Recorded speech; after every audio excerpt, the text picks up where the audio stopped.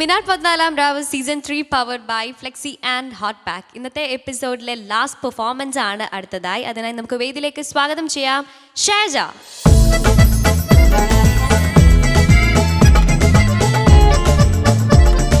Hi Shyja. നല്ല അടിപൊളിയായിട്ടുണ്ടല്ലോ. Thank you. പച്ചക്കിളി. ഷൈജ ഒരു പെർഫോമൻസ് കഴിഞ്ഞു അല്ലേ? ഒരു പെർഫോമൻസ് കഴിഞ്ഞു തേർഡ് സ്റ്റേജിലെ. ഇപ്പം സെക്കൻഡ് പെർഫോമൻസ് റെഡിയായി വന്നിരിക്കുകയാണ്. എന്തേ പറയാൻ? ഒന്നുമില്ല. നല്ല വിശേഷം അല്ലേ? നല്ല വിശേഷം തന്നെയാണ്. ഓക്കെ. മറ്റേ നമ്മുടെ യൂട്യൂബില് ഇപ്പം എങ്ങനെയുണ്ട്? കുറേ വ്യൂവേഴ്സ് ആയോ? കുഴപ്പമില്ല. ആണോ? ഓക്കെ. എന്തായാലും നമ്മുടെ ഷൈജയ്ക്ക് വേണ്ടിയിട്ടും ബാപ്പു വാവാട് അദ്ദേഹം തന്നെയാണ് സോങ് സെലക്ട് ചെയ്തിട്ടുള്ളത്. അപ്പം നമുക്ക് ആ വീഡിയോ ക്ലിപ്പിലേക്ക് പോകാം അല്ലേ?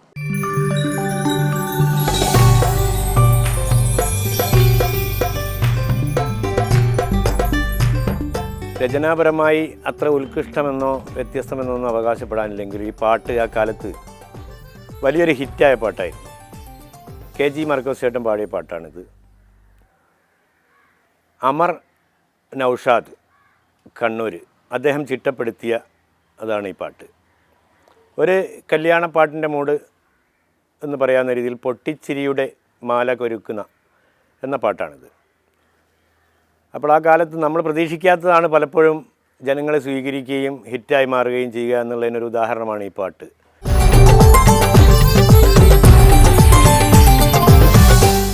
ഷൈജ, അപ്പോൾ അദ്ദേഹം സെലക്ട് ചെയ്ത് തന്നിരിക്കുന്നത് ഒരു കല്യാണ പാട്ടാണല്ലേ? അപ്പം ഷൈജയുടെ ഏരിയ തന്നെയാണ്. അപ്പം എന്ത് ഷൈജ തകർക്കുമല്ലോ.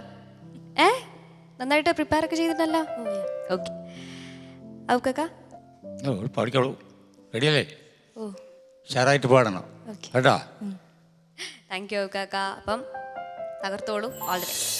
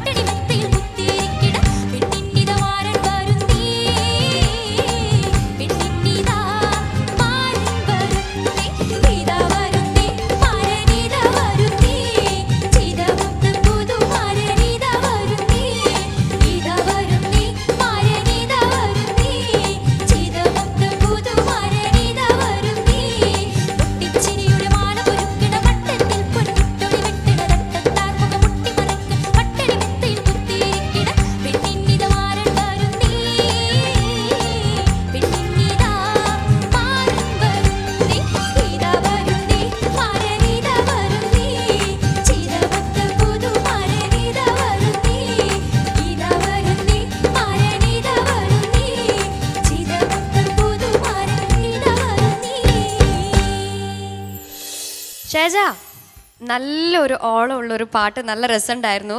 നമ്മുടെ കോറസ് സപ്പോർട്ട് ചെയ്ത ഡോണ ആൻഡ് അനുനന്ദ. യെസ്, നല്ല രസമുണ്ടായിരുന്നു എന്തായാലും കണ്ടിരിക്കാൻ. ഔക്കാക്ക, എന്തൊരു ആവേശമായിരുന്നു പാടാൻ, ഗംഭീരമായിരുന്നു. Thank you sir. ഇൻവോൾവോടായിരുന്നു മ്യൂസിക്കിൽ കേട്ടോ. നല്ല ഓർക്കസ്ട്ര നമുക്ക് ഇന്ന് കിട്ടിയില്ലേ. ആ പാട്ടിന് അനുയോജ്യമായ അസലായിട്ട് ചെയ്തെന്ന് പറയും. പിന്നെ ആ ഗ്രൂപ്പ് നല്ല സപ്പോർട്ട്, നമ്മൾ നന്നായിട്ട് പാടി. Thank you sir. Thank you Aukkakka. Shansa, നന്നായിട്ട് പാടി.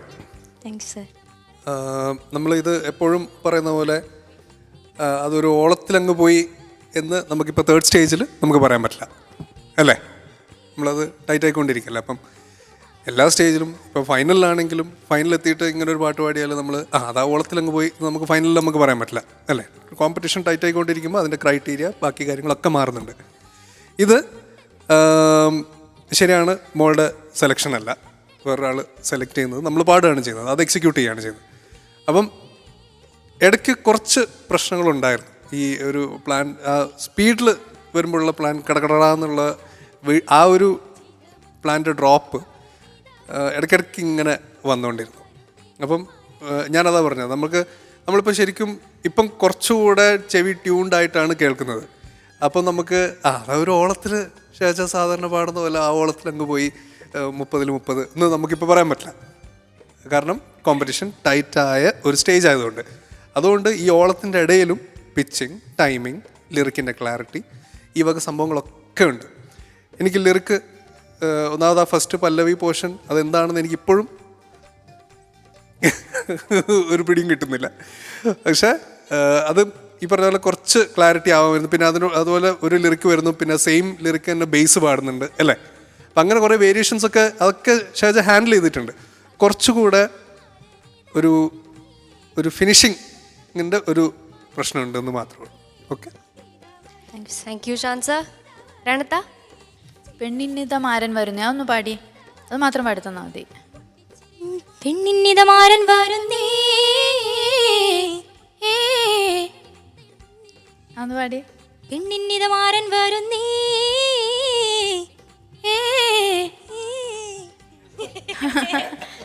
പെണ്ണിന്നിത മാരൻ വരുന്നേ,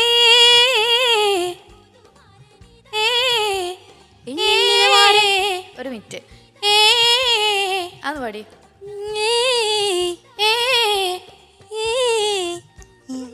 അതായത് ഇതെന്തൊരു സൂത്രമാണിത് ശരിക്ക്.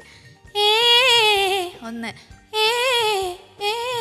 ഇങ്ങനെയാണ് ഇതിൻ്റെ സ്പീഡ് നമ്മൾ പഠിക്കാനുള്ള ഒരു പ്രാക്ടീസ് ആട്ടോ. ഈ ഒരു മാത്രമല്ല,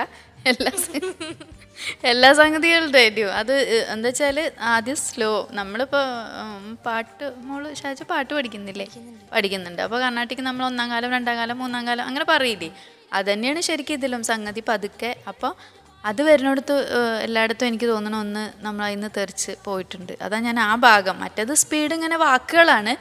ബ്രീത്തിൻ്റെ പ്രശ്നം അത് ചിലപ്പോൾ നമുക്ക് കിട്ടും ഒന്നിച്ചിങ്ങ് വരുമ്പോൾ, ചിലപ്പോൾ അതങ്ങ് മുറിഞ്ഞു പോവും. അതാ ഒരു പ്രാക്ടീസ് ചെയ്യുമ്പോൾ ചിലപ്പോൾ കിട്ടിയെന്ന് വരും, ചിലപ്പോൾ കോമ്പറ്റീഷനിൽ അങ്ങനെയൊക്കെ ആയി പോകുമല്ലോ. അത് ഒരു ലൈഫല്ലല്ലോ. അങ്ങനെ വന്നൊരു മിസ്റ്റേക്കുകൾ അവിടെ ഉണ്ട്. പക്ഷെ അത് ആ വേർഡ്സിൻ്റെ, അതുകൊണ്ടാണ് ഞാനത് പറയാത്തത്. പക്ഷേ ഈ സംഗതി ശരിക്ക് ശ്രദ്ധിച്ച് പഠിക്കേണ്ടതായിരുന്നു കേട്ടോ. അതൊന്നും എനിക്ക് പല്ലവിയിൽ തോന്നിയത്. പിന്നെ അനുപല്ലവി അങ്ങനെയുള്ള കുഞ്ഞു പ്രശ്നങ്ങളാണ്. മൊത്തം ഇവർ കോറസ് നന്നായിട്ട് സപ്പോർട്ട് ചെയ്തു.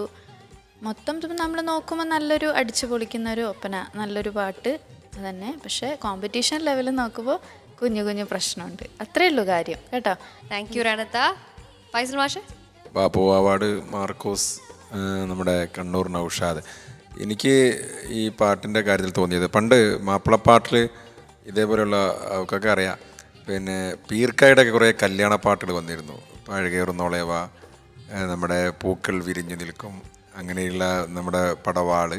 ശരിക്കും ആ ഒരു കാലത്തെ കല്യാണ പാട്ടിൻ്റെ ഒരു മൂഡിലേക്ക് നമ്മളെ കൊണ്ടുപോകുന്ന ഒരു പാട്ട്. വടക്കൻ കേരളത്തിൽ ഇപ്പോഴും കല്യാണ വീടുകളിൽ ഇത്തരം പാട്ടുകൾ ഇങ്ങനെ പാടിക്കൊണ്ടേയിരിക്കും. അതാണ് ഇതാ വരുന്ന ആ വരിയാണ് ഇതിൽ ഈ പാട്ടിനെ പോപ്പുലർ ആക്കുന്നതും പാട്ടുകാർ എടുത്ത് പാടാനും. കല്യാണ പാട്ടുകൾ ഇങ്ങനെ മാനം വരുമ്പോഴൊക്കെ ഇങ്ങനെ വരിക പോകുന്നുള്ള പാട്ട് പാടിക്കൊണ്ടേയിരിക്കും. മനസ്സകമിൽ നിന്നുള്ള പാട്ടുപ്പാ, അതേപോലെ ഇതാ വരുന്നതെന്ന് പറയുന്നത് അവിടെ വളരെ കൃത്യമായിട്ട് ആളുകൾ കേൾക്കുന്നതും ആളുകൾ പാടുന്നതും അതുകൊണ്ടാണ്. അപ്പോൾ ഇതൊരു ആഘോഷത്തിൻ്റെ പാട്ടാണ് എല്ലാം കൊണ്ടും. പക്ഷേ മത്സരമാണ്.